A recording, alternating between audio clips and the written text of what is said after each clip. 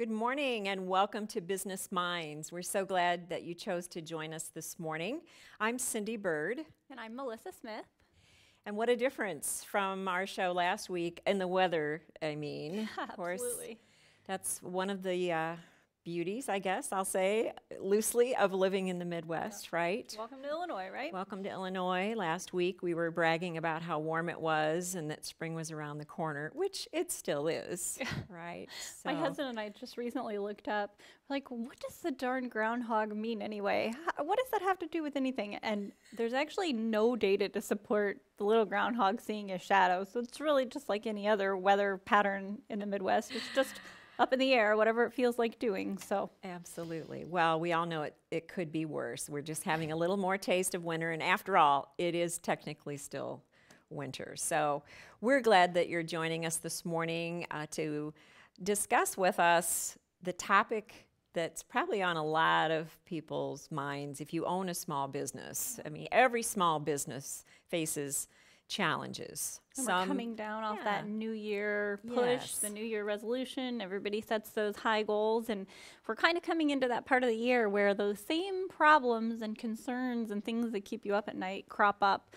It's coming into spring, and you're thinking, oh, here we go again. You know, oh, didn't I deal with this before? It's a similar challenge that we've all faced. Absolutely. So there are some common challenges across small businesses that they might not deal with all of these at the same time, but from time to time, they will deal with these. And there are more than 5. We recognize that. But we want to talk about 5 challenges today. And specifically, and more important, we want to share our experience as business owners ourselves. What are some things we've done to overcome these challenges? What are some things that we've done with our clients? In helping them overcome challenges such as these that we're discussing today. And we also have some insights that other small business people have shared out in the world, and we've tapped into some of that valuable information too. So let's get started. Yeah, with that, we're going to address the number one small concern for business owners is just cash flow and money management. And I know I work with a lot of my clients, and the first thing I always encourage for them is just to kind of get a hold on their money. So what's coming in and what's going out, and really how they're managing that. So I always recommend to business owners to recognize, first off, where your strengths come in managing money. So if that is not one of your strengths, that's okay. Unless you're an accountant, then I would be a bit concerned. But for the most part, if managing money is not one of your strengths, that's fine. But acknowledge that right up front, because it's one of the primary reasons why small business owners struggle is just money management and cash flow. So make sure you have a good accountant on the books. Accountants generally for small business services, they can handle things like payroll, bookkeeping, overall money management, paying quarterly taxes, and it comes in a lot handier. You find yourself not getting in trouble with the IRS, making sure that your payments are coming in on time to go when you have to pay that quarterly tax bill. So offloading and outsourcing as much as that high-level technical accounting as possible is really key, especially if that's not one of your strengths.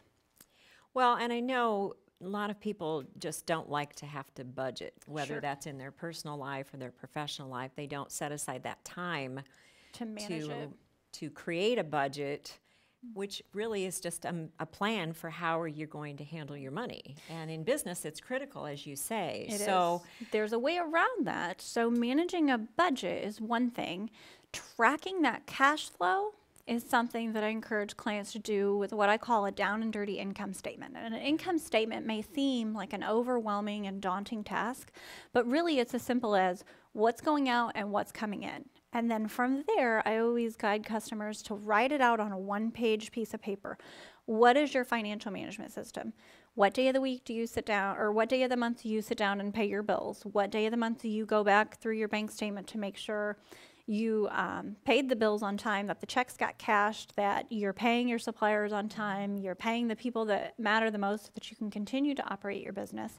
And it's really just, if you plan on a particular day of the month to do that, and you're able to just sit down and knock it out in 2 hours, the value of actually investing that time so far outweighs the anxiety that comes from not doing it and sitting there and worrying about it, that if you can get yourself in that habit and write down this financial management system and keep this simple down and dirty income statement so you know if you're going to begin to run into cash flow problems, it far outweighs the amount of stress that's caused from not managing a system. So is part of cash flow management, in your opinion, making sure that you are tracking then how things are going? Because there might be some months where you know the cash flow is higher, You bet. depending on what kind of business you're in. And what are you doing to plan for those months the seasonal when you know upkicks the and cash flow is downturns. going to go down? And what if you right. have an emergency? You know, That's those are right. some things that can really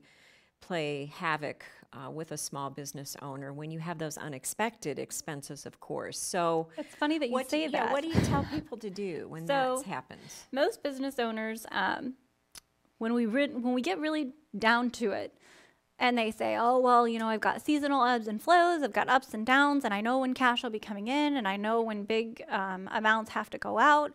And so at the end of the day, I'm usually able to look at them and say, okay, is it really a surprise then? When you know that you're going to have an ebb or flow in cash coming in, is it really a surprise, or is it just poor planning? I never make them answer the question, because one of the That's a one of the question things- designed just to right. get them to think. just to get them to think. So I always encourage my business owners to save face where they can, but just really being honest and frank with yourself and saying, no, it's really not. I mean, as a mom, I mean, it goes back to just our the things that we do in everyday life. I know that August is going to be a really expensive month for me. I have 4 kids going back to school. I mean, there's school supplies, there's school registration, there's back to school shoes. So at the end of the day, every August when it comes up on me, am I really surprised by it? No. Right. Right. You have to plan for that. Well, I've run into a few clients who had cash flow issues because they really needed to take a better look at their pricing strategy too. Very So, very you know, true. cash flow is either, you know, it's cash in, cash out. Sure. So one side of it is planning and for your expenses, looking at those months when you have those higher expenses. But the other side is, of course, your revenue. Right. So does talk a your little bit about pricing that. strategy perhaps need a review? Sure. Are you charging what the true value is that you're delivering to your customers? Right. Do you need to plan for boosting your customer base? Is it the revenue side that needs the Yeah, boost? that's really true.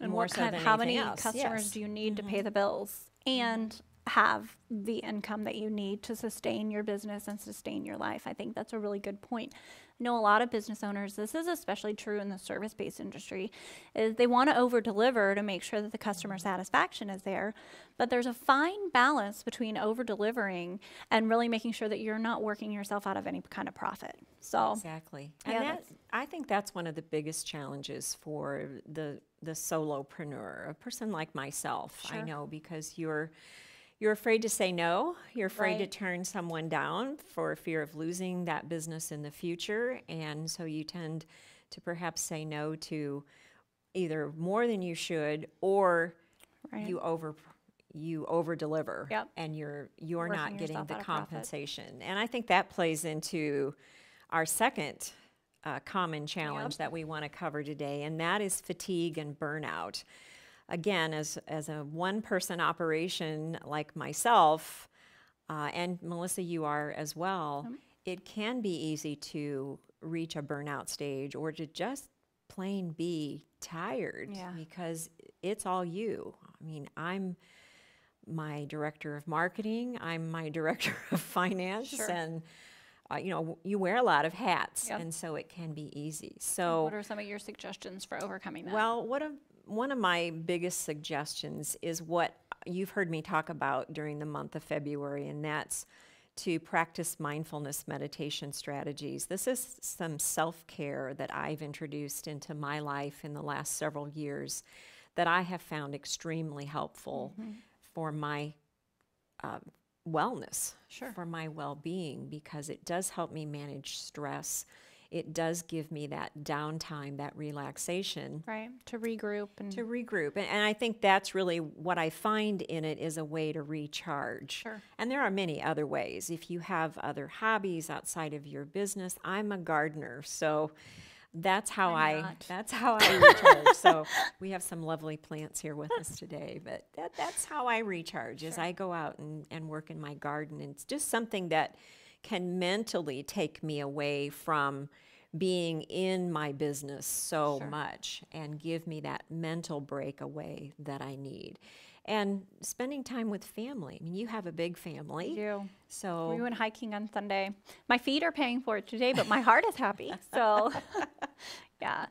So one of the biggest suggestions I give my business owners and throughout their coaching is to avoid fatigue and burnout is really just to stay in your lane. Recognize objectively what you're good at, where you can use help, and then simply ask for it. It's okay to reveal vulnerabilities or acknowledge that, man, I just kind of stink at that, or it's just really something that maybe I'm not bad at, but it really kind of, I don't enjoy it. It sucks the life out of me. If accounting sucks the life out of you, by all means, you should find somebody with that strength or somebody who's like, I can do accounting, it doesn't bother me, and offload that, divide those duties, and leverage those strengths that you have within your organization. So you might have an employee that really, you've never considered using them for social media marketing or things like that, but depending on the, when they were born, what their strengths are, when, the period in which they were raised, if they are, I know my children are better at social media than I am. If you have employees with strengths or someone who said, oh yeah, I like accounting, actually I love spreadsheets, or QuickBooks doesn't scare me, engage that employee and really do what you're good at and be willing to objectively say, I don't really enjoy that. It sucks the life out of me, and don't do it.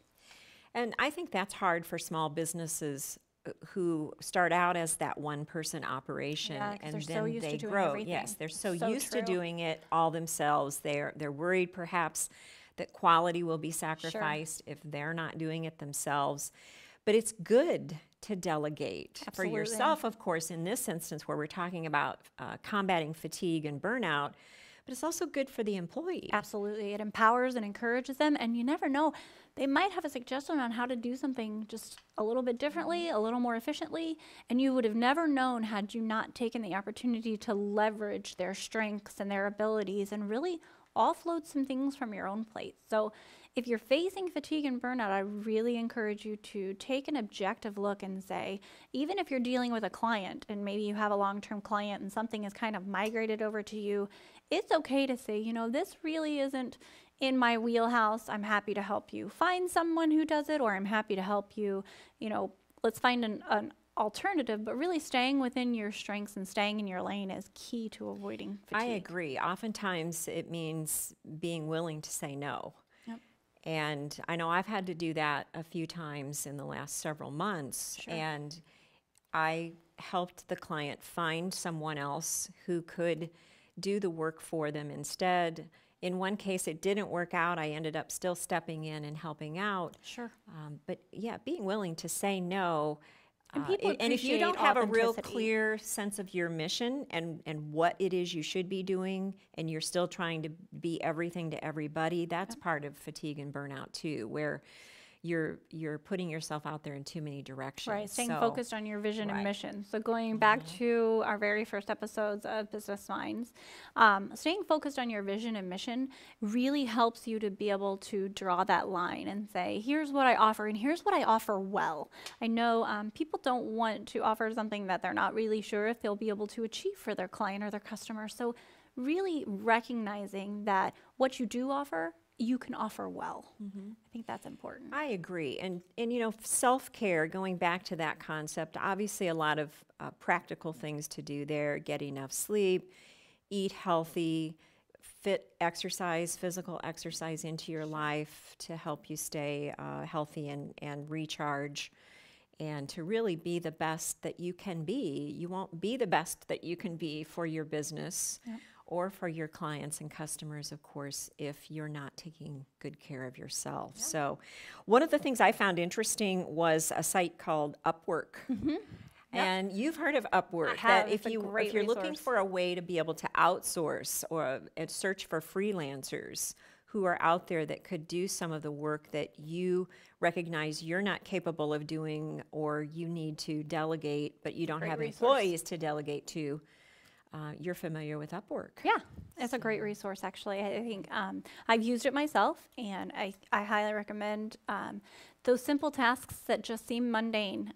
Don't be afraid to outsource. I mean, they really are. It really is an effective means to get things accomplished kind of behind the scenes, making sure that things are still moving forward, even if you can't have your hands on them directly. So, It reminds me of hiring a virtual assistant. Yep. You know, I mean, you could hire an in-person assistant, of course, if you have the budget to be able to do that. But now there are virtual assistant services out there that are affordable and certainly worth looking into. And maybe just get Google Assistant. sure. Yeah. That's an option too, to be able to help you with some things. Technology can be a great resource can for be, solving yeah. some of these problems. Absolutely. So a lot of things that we covered under fatigue and burnout. And you know, we mentioned earlier the fact that trying to be everything to everyone can be an issue there. And we want to present another common challenge that's somewhat the opposite, Right. where you have overdependence on one client. Yep. This can be an issue for small business owners, especially because what happens when that one client perhaps goes away? Sure. So the litmus test, if you want to know whether or not you're overdependent on one client, is if more than half of your revenue is coming from that one client, you're really more of an independent contractor Okay. rather than you're a business owner providing a service or a product to this customer Okay. and this client. So what should you do? The obvious answer is to diversify your client base. Sure. Now, that also might mean that you need to look more deeply into your methods for obtaining clients in the first place. Maybe it's that methodology that's causing you to be too dependent on this one client. So if you're going to diversify your client base, you also have to diversify your means for acquiring clients. Okay. Maybe it's diversifying your networking methods. Sure.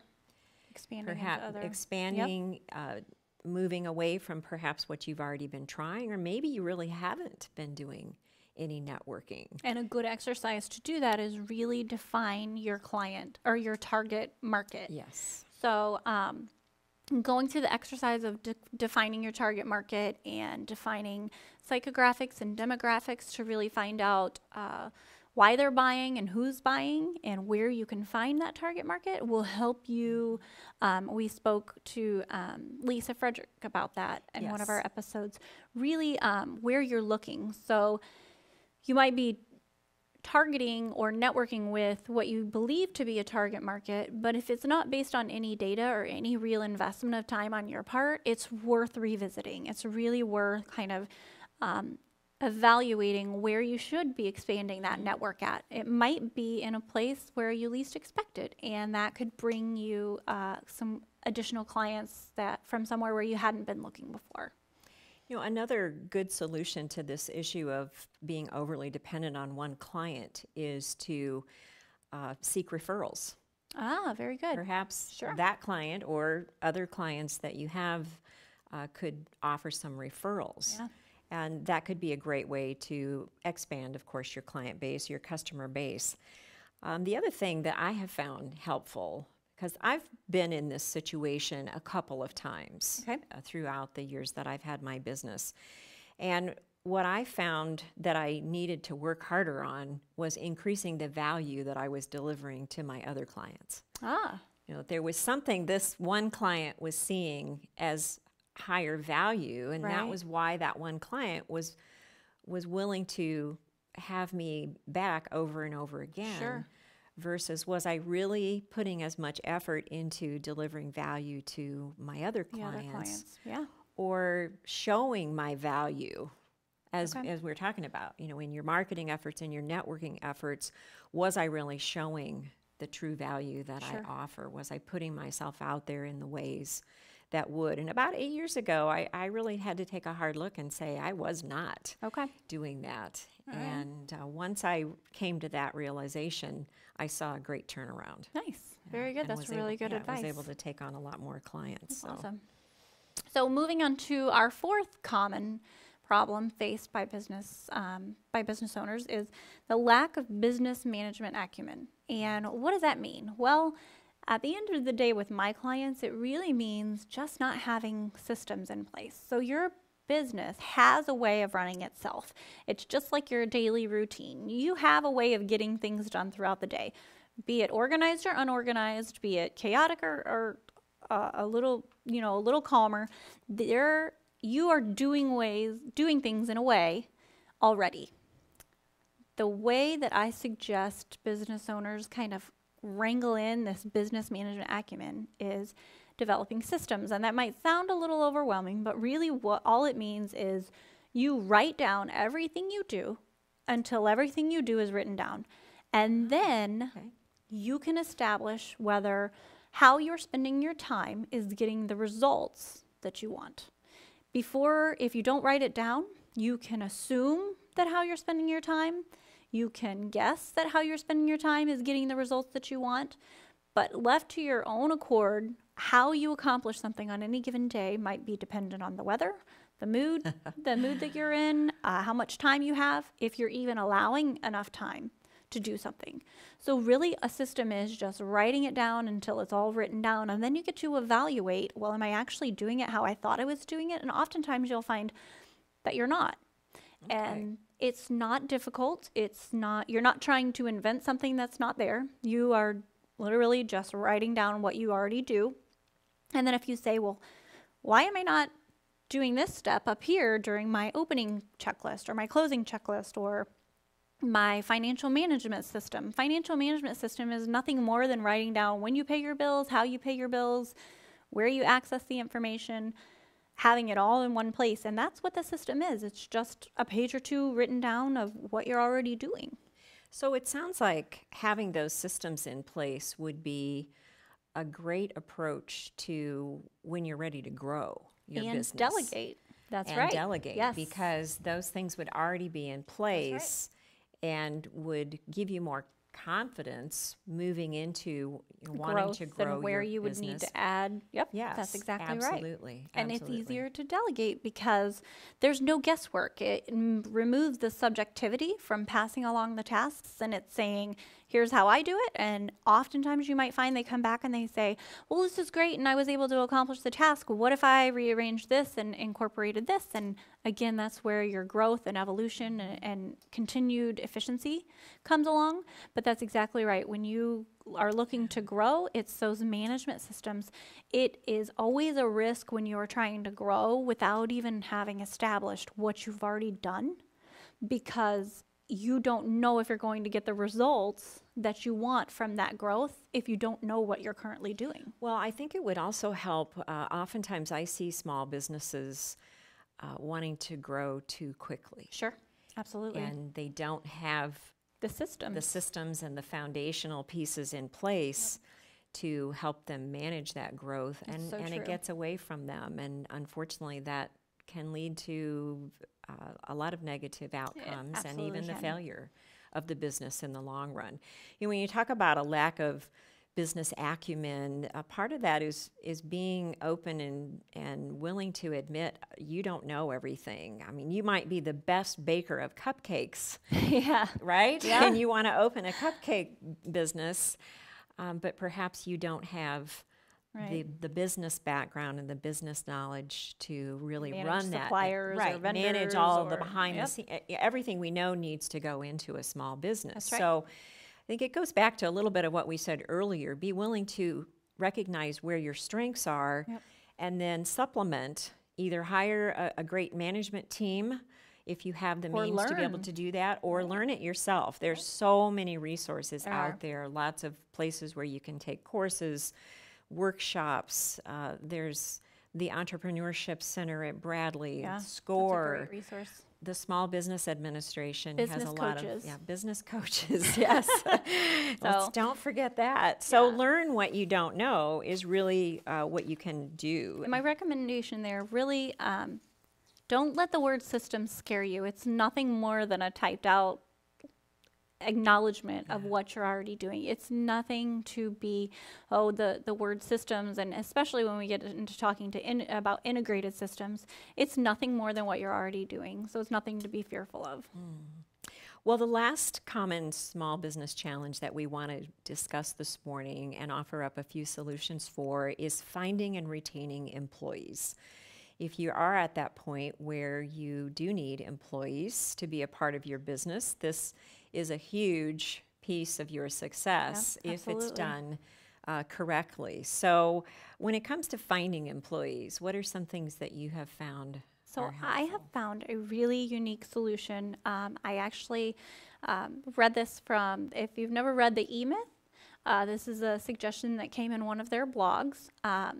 It's an internal job fair, and what it is Cool idea. is having a get together. So whatever time of day, whatever fits for your business, whatever makes most sense for your target employee, who you would really like to bring into your team, is having a presentation about what your company offers, your vision, your mission, your overview. And the advantage of doing this is you have the opportunity to observe those that are coming to learn about your company, watch their engagement level, watch whether or not they're paying attention, whether they're on their phone, things that are important to you, whether they come up and ask questions afterwards. So it's kind of a way to turn around from going out to a job fair and bringing it internal and really seeing what candidates pop up on your radar that just give you that good feeling of knowing that they would be a part of the That is team. such a creative approach. I love that. And of course, you have the traditional job fairs Yep. in which you can participate. College interns are Always a another great great source resource. Yeah. for finding employees because that intern might end up being someone that you want to hire. But they can also be a great way to supplement when you have a gap and Sure. you're needing to fill a position. So I ran across a source, a software called Better Team. Okay. Better Team allows you to post to over 100 different job sites. So rather than the cumbersome process of going out to multiple sites, you can do it all in Okay. one. Very good. So I want to quickly share with you just a few tips on retaining employees. And I thought too on our website and on our Facebook page, I'll post a link to an article that I wrote called What Managers Can Learn from Undercover Boss. There Okay. are 6 strategies in there that I run through. And those strategies are things like experiencing firsthand what your employees deal with. If you don't know what their day-to-day work is like, you might be expecting too much from them or maybe not expecting enough from them. Spend time getting to know your employees. You can presume that someone's attitude and bad behavior is just that there's nothing you can do about it. But if you get to know them a little bit better, you might discover that they're dealing with some real challenges and issues in their life that's causing that. Invite employees to share feedback and ideas. Show employees they're valued and appreciated. That does not take a big pot of money like the undercover bosses have. Right. You can do that with a simple thank you. I appreciate you Absolutely. and what you do. Nurture employee talents and dreams and be real, be genuine, be your authentic self. Sure. So we're so glad that you tuned in today to hear about these 5 challenges.